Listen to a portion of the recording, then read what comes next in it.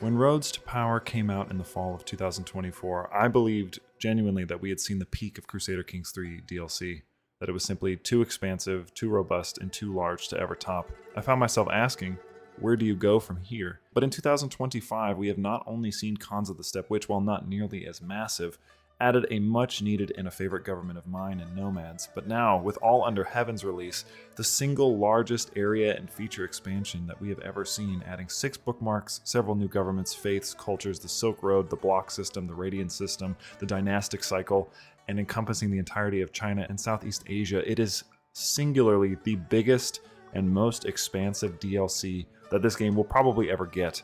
This is basically a new game. If somebody made this as a mod, they would be hailed as geniuses. Not only that, but the map has been completely redone, revitalized, the artwork is new, the skeletons on the character models have been reworked from my understanding, and performance, at least on my end, has never been better. The game runs really well despite the fact that about a third of the game map has just been added with a single DLC. This is, to put it simply, the most incredible DLC that this game has ever gotten and probably will ever get. And for this review, what I plan on doing is just jumping into the game, showing you around the map, showing you the detail, showing you the new characters, showing you all of the new outfits, all of the new everything basically, and just talking about them in real time so that you can just see, rather than me just sort of tell you about things that you could see. This way you'll get a more hands-on approach. I did this with Cons of the Steppe and you guys seem to like it, so hopefully that works out here. There's a lot to cover. I probably won't talk about everything. I'll talk about mostly the things that I really liked, and I'll probably gloss over some other stuff, but let's just jump into the game and see what we can see. Now that we're actually in game, I want to talk about the 2 new bookmarks in the 867 start. Just to start out, we're going to jump in the map and we'll cover a little bit of this. But the Living Gods on Earth and the Autumn of Virtue are both quite good. One of them, because the Tang Dynasty is on the verge of collapse, it pretty much fell to the song, I think like 50 years after this game's start date.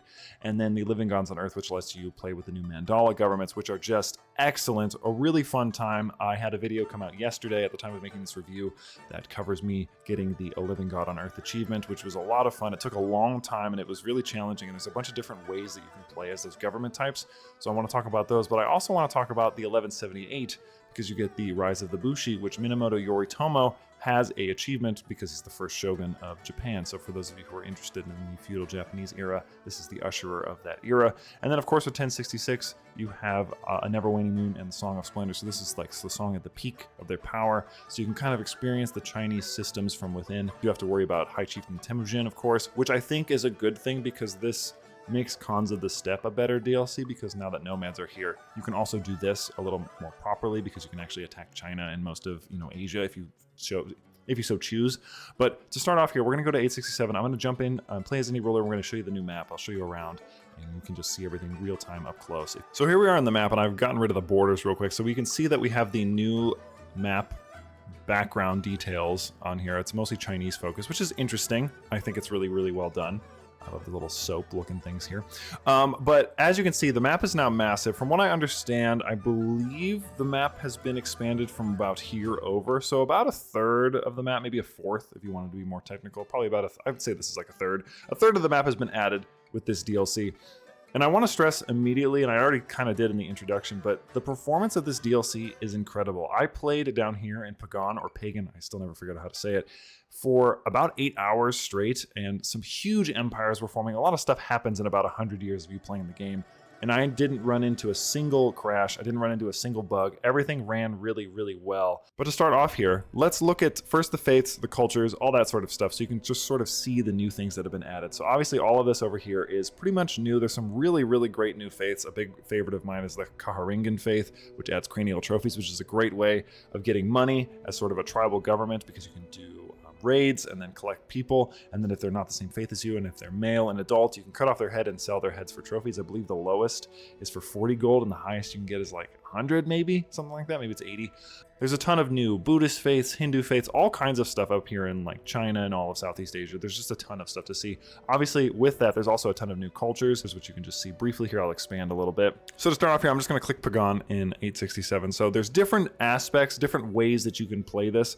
I really like this. It's sort of like how you want to do your playthrough. There's like intrigue focus, there's war focus, there's diplomacy focus, and there's stewardship focus. Each of these have their own requirements for upgrading your aspects to the next rank. They're really challenging, but it's a good challenge. I think that it allows for a lot of variability in your playthrough, not to mention the fact that if your goal is to reach the highest level of devotion godlike, you actually do have to play as different heirs rather than just one heir. So if you want a longer playthrough, playing down here is a really good way of doing that, because you can upgrade your temple, which you can see right here, little temple complex, which is upgraded the same way sort of that you upgrade your aspect system, and something known as radiance is tied to that as well. It's tied to your devotion, your mandala aspect, your temple, and then some of your skills as well. And then this map basically shows you people that can be your tributary. Tributaries are a big part of the new Mandala government. Overall, I really like this. It was kind of like a hybridization of maybe not like a nomad, but the nomad's ability to get tributaries, and then just a very interesting mix of ways to play. Very warlike for me, but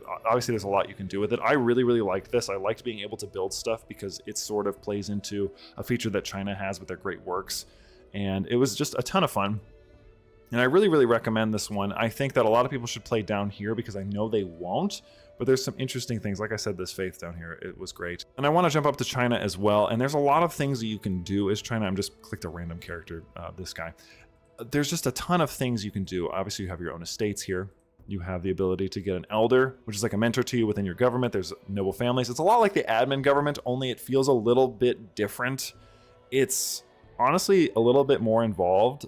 A lot of people do have new dynastic legacies as well. Virtues is for the Chinese, and then I can't remember what the one is called for the Mandalas, but they have one as well, and so does Japan. There's a bunch of, like, just a ton of new stuff. I think the 4 main new government types are like I think the Ritsuryo, the Celestial Realm, the Mandala, and then I think there's like a Khanate that's up here. There's a meritocratic one, and there's also a meritocratic Khanate. So I guess it's like 5 new government types, which are really cool. The estate system is great. You're pretty familiar with that if you've ever played Cons of the Steppe, or if you've ever played Roads to Power with the admin governments over here. It's very similar and it operates the same way. There's different circuits, noble families, and things like that within this government type. There's also a nice new situations tab, which I really appreciated because it shows you the dynastic cycle, which the dynastic cycle is fantastic. It's really cool. It's kind of like an improved struggle system, and you can actually be a part of one of these political movements. There's several of them that allows you to sort of influence how the next dynastic cycle is going to be, or if you want it to be something or whatever. It's really cool. I like the different bonuses that you can get from each of them. And I like that when you play as an emperor, you can sort of influence or retract them. So there's a lot of things you can do even if you're the highest rank, which I think is a problem for a lot of players. Once you become the most powerful person, it can get kind of boring. There's a bunch of new decisions. There's debates, there's examinations, and the examination system is a cool way to advance your rank, which this guy's already the 3rd rank, so you can see that he's taken his children's exam, his provincial exam, his metropolitan exam, and his palace exam. So if you were going to play a character like this, you wouldn't actually have to take any exams, meaning you could get all the way up to the 1st rank and do a civilian career path all the way up to potentially the emperor. He doesn't have great learning, so it's interesting that he somehow passed all of those. Local examinations can be held so you can grab skillful characters or, get certain things like merit. Merit is how you advance into different ranks within your civilian career path. And there's also a military career path for people who are more militarily minded as well. Like somebody up here looks like he is a military career path. And I think I played a little bit as this character actually. And he was a lot of fun. And there's just different things that you can do. There's obviously also like the natural disaster system, which plays a lot into China. I didn't run into it too much when I played down here as the Mandala government, but I did see it a ton in China. Also the great works, which if you look on this, there are no projects going on right now. But if I switch to the Emperor, I can do a project. So there's a bunch of different things, and different people within your realm can fund these. So we'll just click this one for now. Improve the Great Wall. And there's a bunch of different things like Treasury is a new resource that they have, and this just plays into that. Much like there's a new resource for these people down here. So if I go down to these islands, for example, I'll just click this guy. There's something called Barter Goods, which allows you to do a new thing where you can, instead of raiding, you barter with these goods. So you're basically doing like a friendly raid. You exchange your goods for money, which is really cool. I think that that's a fun way to play. If you don't want to be hostile, you can just be friendly. It'll improve something known as house relations, which is another new system within this that I actually quite like. This guy doesn't have any house relations, so he's a bad person to show. But if I jump over to Japan, you can see that they have a bunch of different house relations. And house relation plays a pretty big part in this over here. There's also the block system, which is like confederations, but within the Japanese system specifically. And you can find your block down down here. And there's a bunch of different blocks within the system, and these will be either, friendly to each other or they won't be. It'll be dependent on a number of factors, like if they share the same aspiration as you, and aspirations are basically like what your house is aiming for. This one has ceremony, there's strength, there's service. It's kind of like the aspect system, but it's a little bit different because it only costs prestige to increase. I think the last level of prestige is like 2,500 or maybe 5,000. I can't remember. They obviously also have their own dynastic legacy. There's just a ton of new stuff.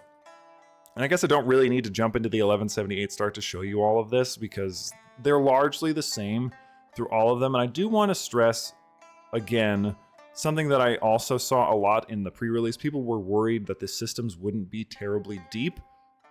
I've personally played in Japan, I've played in China, and I've played in Mandala, and I've also played down here, which I believe is called Wuhan. And I can say that they all feel very different. This one was probably the least developed of them. Of course, I had like my idea of making a Headhunter Kingdom, which you'll get to see tomorrow after this review. But other than that, this was pretty bare. China is the most feature intensive.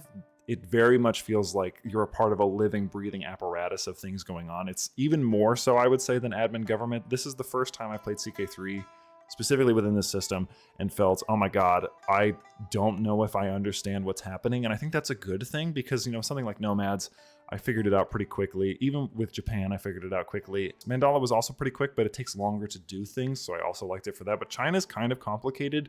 And I think that's to its credit because it should be complicated. I don't think it's something you should be able to master right away, which I think is fun. The Mandala government, like I said, it's very robust, it's very deep, and it's very fun. I think the biggest thing we're going to have to see going forward with potential DLCs, because I don't think we're going to be able to top something like this. The performance is good. The new models and the new everything are really, really great. The art looks fantastic. There's 23 new songs in this DLC. And all of this is to say, of course, without looking at the new courtrooms, which are just fabulous. So you have the one here for China, and then you obviously have the one also for Japan, which is very impressive. Obviously, the new clothing, the new armor, a lot of the new poses are really good. There's just so much. There's so many different things to see. I mean, look at this guy's armor. Look at his cross arm pose. Dude looks insane. It's just unbelievable. You can't see me gesturing from my microphone, but it's crazy.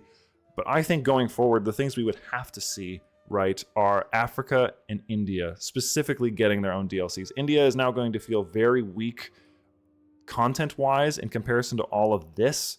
And I think they're going to be due for revitalization, especially with all the new Buddhist and Hindi faiths. It only makes sense. Not to mention that Europe also probably does need a bit of a facelift, but Africa has never gotten really anything.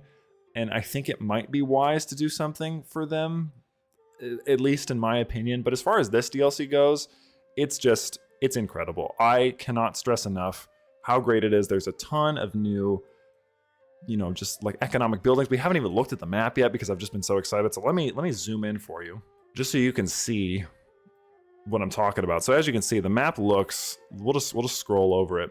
As you can see, it looks just incredible. And let's go up to the Great Wall actually, because that's a pretty fun area. Yeah, here we go. So you can see the Great Wall on the map. It looks fabulous. I was so impressed by how nice the map looked. And not only that, it kind of reminded me of the Victoria 3 map, which I always felt looked a little bit better than CK3's. So I'm glad to see that that's on here now because it's just, mwah, it's so good. I mean, look at Japan. I've showed this in my video where I played as the Shogunate, but just look at it. Look at how lovely and idyllic this is. It's so nice to see a DLC so completely change the game, come out a year after a DLC that I already thought was going to do that, and just completely change the game again. I don't know how Paradox is going to keep topping itself. The game is 5 years old now, so realistically, this is probably like the zenith of what we're going to see out of DLCs for Crusader Kings 3. But if this is the peak, I mean, this is fantastic. It's truly incredible stuff. I've played it probably for about 30-ish hours now, and I've still want to play it so much more. There's a couple new map modes as well, or a couple new features you can see on the maps. Really cool new map mode that's terrain. So if I zoom in, it'll just show me the terrain on the map. And this will be like this all the time. So for example, I'm playing as the Tang. I can go to the terrain mode, wrong button. I can go to the terrain mode and it'll just show me my map as terrain. And it's really, really lovely to see, without having to clear off the screen and zoom in and stuff. It just looks so good. And I cannot recommend this DLC enough. Like I said, I've played it a ton and I think you guys are going to love it. If you haven't already bought it, I highly recommend it. I don't even think you got to wait for a sale. It just adds so much to the game. It makes nomads better because you have all of this now to also attack and all of this now to also mess with it. It's just, the world feels full, and it should. I think that they did a great job of filling out everything. China's fantastic content-wise. Japan is a little bit lighter than I would like it to be. I'd say they're probably the weakest of the 4 or the 3 that I've tried. I've not tried Korea too much yet, so I can't really speak on them. But the Mandala was my favorite, surprisingly, out of everything. I think that it's really fun to be like a god king down here and build your temple up. It's really, really cool. But that's going to be it for me. I highly encourage you guys to check out this DLC. Again, it's fantastic. I would not recommend it to you otherwise. And I hope that you sincerely enjoy it. And I will happily see you in the next one and in the one after that and after that, because it is release time for Paradox and your boy is working.